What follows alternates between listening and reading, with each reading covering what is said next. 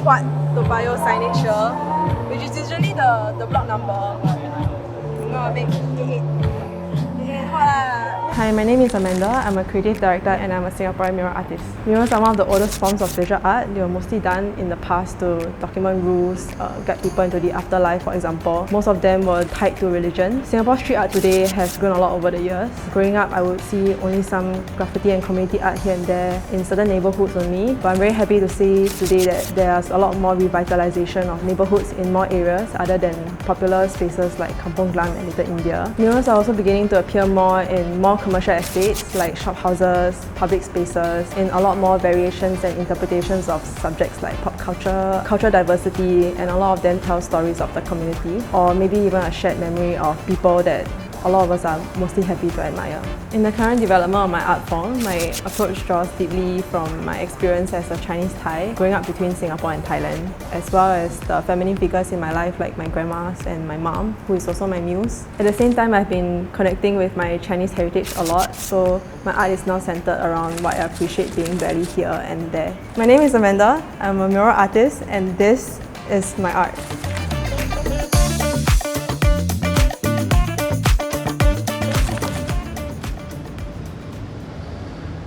Usually I make coffee, always the first thing I do, and then I will walk my cat. After I walk my cat, I'll feed him breakfast. If I'm going to the office, Tish will pick me up, but if not, I'll take the train to my studio.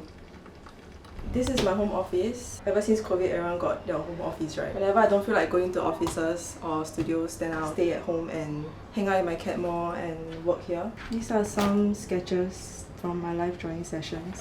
I usually go to live drawing sessions every Thursday, sometimes Saturday morning. So that's where I practice. And time to time I'll try different mediums. I made this cat IC last week because my cat turned 3. That makes him 28 as a keepsake.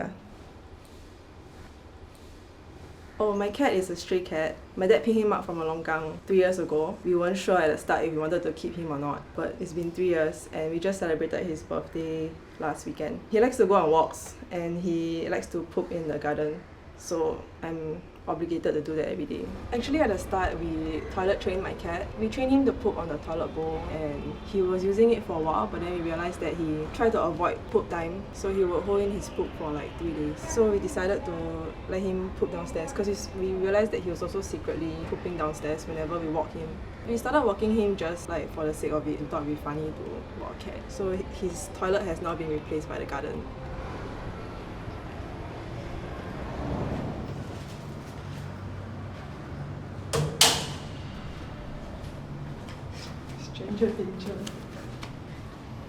My family and I are quite separated. My mom is in Thailand, so she lives there now, so we don't really get to spend time with her. My dad works a lot, so we don't really see him around either. So it's mostly me and my brother. Yeah, we're all busy with our own things. We do hang out time to time in the living room together, but it's not something that we practice.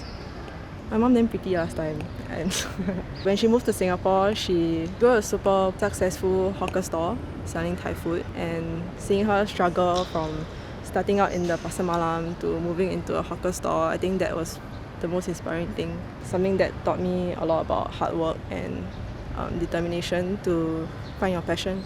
She's my direct representation of my Thai roots. Seeing that she has also lived here for about 25 years, I quite like the things about her that have been influenced by Singapore also. Yeah, it's the reason why she's currently my muse.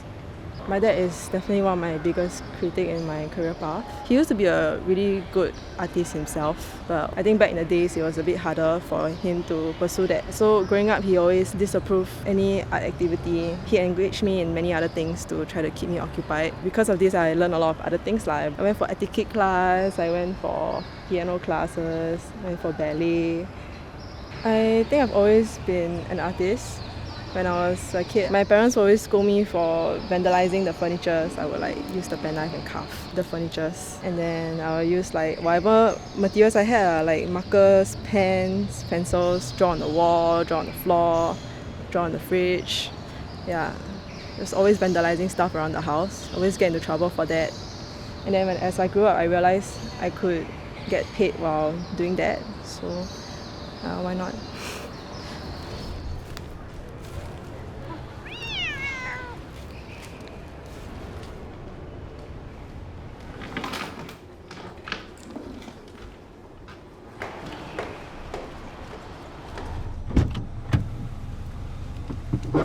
Hello.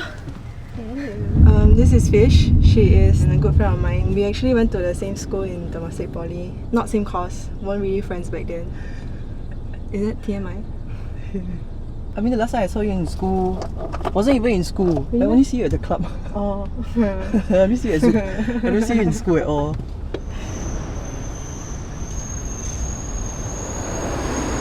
I'm creative director, mostly in charge of the creative assets, illustration, branding, and graphic design. Before I came in, I was doing a lot of my own freelance branding and illustration for graphics already. So here they give me mostly full reign of how I want to do things. So that's really nice. So when I do like branding work, a lot of my logo designs or like KVs, they are very tied to my style in illustration. Yeah.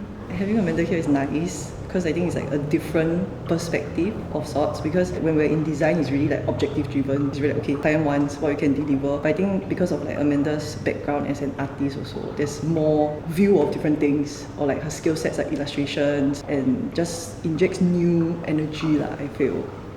It's really nice to work with Fish. She is, though a boss, she doesn't act like one. She is quite flexible, very fun to talk to. She's also like really good at explaining like workflow without sounding bossy. She's very like chill. Like you make a mistake, never mind. Like just do it again. No, but so far it's been okay ma. So it's working in some way lah. Yeah. So I feel like nobody here really has that stress from her. Like it's very refreshing to see her as a leader. She knows how to like be part of the team.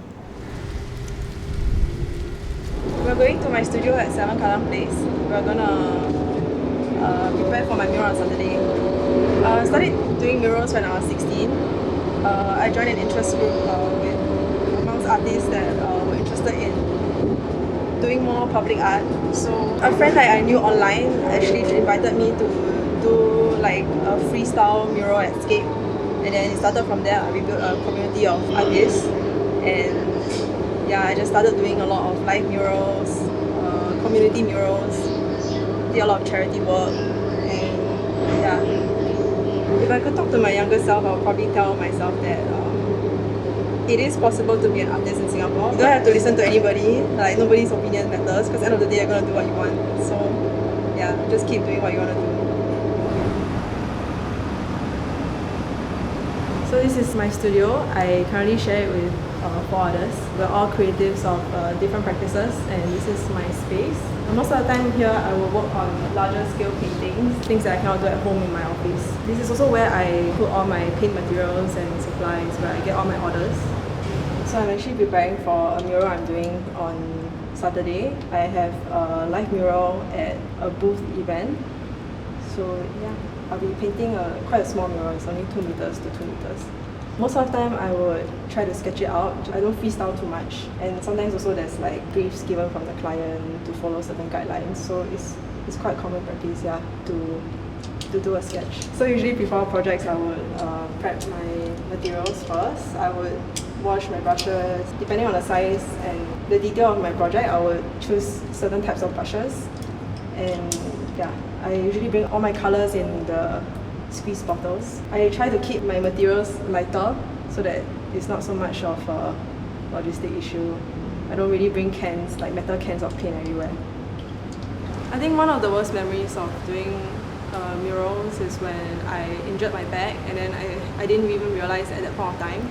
I still went to work, and the whole time my back was aching. It was just physically very demanding at that point of time, so that was quite torturous lah. Even working full time and going to do murals, that was still something that like I was very happy to do. But yeah, health is super important. And regardless of how hard it can be sometimes when like lull periods or when I don't have much projects, it's still doing paintings and murals is something that I always look forward to in my career. It's always something that I strive to do. Murals like the one at Khair, I aim to do even bigger ones. I aim to do even more intricate ones in the future. I don't ever see myself quitting murals.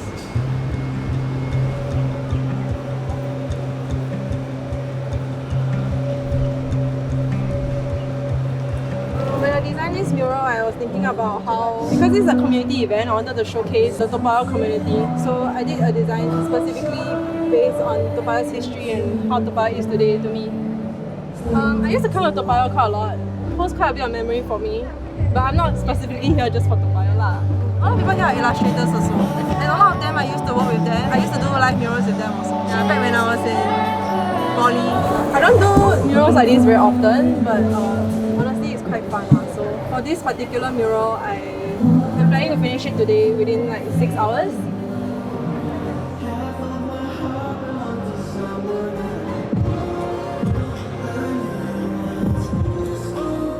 So the reason why I'm painting like animals, right? Animals are very forgiving to me because you don't have a face that we can remember. So if I make a mistake or anything, I can just cover with more layers. So I wanted to do something related to Toa Payoh. So apparently in the past, Toa Payoh was a pepper plantation, and so I'm gonna do silhouettes of pepper plants later on at the end. Because right now Toa Payoh is like popular for HDB hard, a without hole that is in most of the void decks. So I added that in, and when I did my research, apparently I found out that rabbit and snakes as a combination, they are meant to symbolize harmony and good relationships. That represents Toa Payoh as a successful and tight-knit community. And then I'm putting like a Huat Toa Payoh signage here, which is usually the block number. I'm gonna make it 8 Huat. I'm very excited for the future of murals in Singapore. It's very bright in my opinion, and it will definitely evolve in response to changes in urban development. As society grows with the city and new buildings emerge, I also believe we'll see a stronger focus on like sustainability with more eco-friendly practices like upcycling materials and reducing waste through methods like rope access. I think murals will continue to play a key role in preserving our heritage and culture now that there's a growing appreciation for art in public spaces. Hopefully, we will be able to see more efforts from collaborations where murals go beyond decoration and be it to tell stories, provoke thought, and unite diverse communities. The challenge though is ensuring that artists are properly valued and supported so this form of storytelling can thrive. The hard truth is that being a full-time artist in Singapore comes with its challenges, and I'm privileged enough to be able to do both the things I love and have the support of my family and friends. I'm grateful to be surrounded by people who are passionate about what they do, and I feel very lucky to have the resources and community that allows us to thrive. As a mural artist, my goal is to continue decorating spaces with stories of people and our dreams for as long as I can.